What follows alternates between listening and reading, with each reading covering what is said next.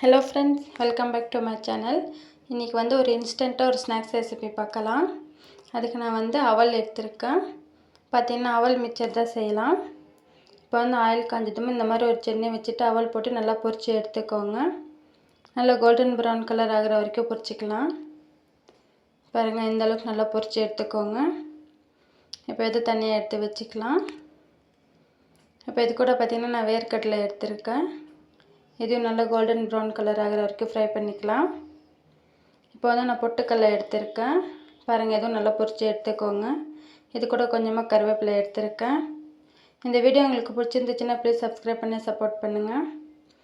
இப்போ பாருங்கள், அவல் கூட பொட்டுக்கடலை, அப்புறமா கருவேப்பிலை, வேர்க்கடலை எல்லாம் பொரிச்சு இல்லைங்களா, எல்லாமே போட்டுக்கலாம். இது கூட கொஞ்சமாக உப்பு போட்டுக்கலாம். காரத்துக்காக மிளகாத்தூள் போட்டுக்கலாம். எல்லாத்தையும் நல்லா மிக்ஸ் பண்ணிக்கோங்க. அவ்வளோதான், அவல் மிக்சர் ரெடி. கண்டிப்பாக ட்ரை பண்ணுங்கள்.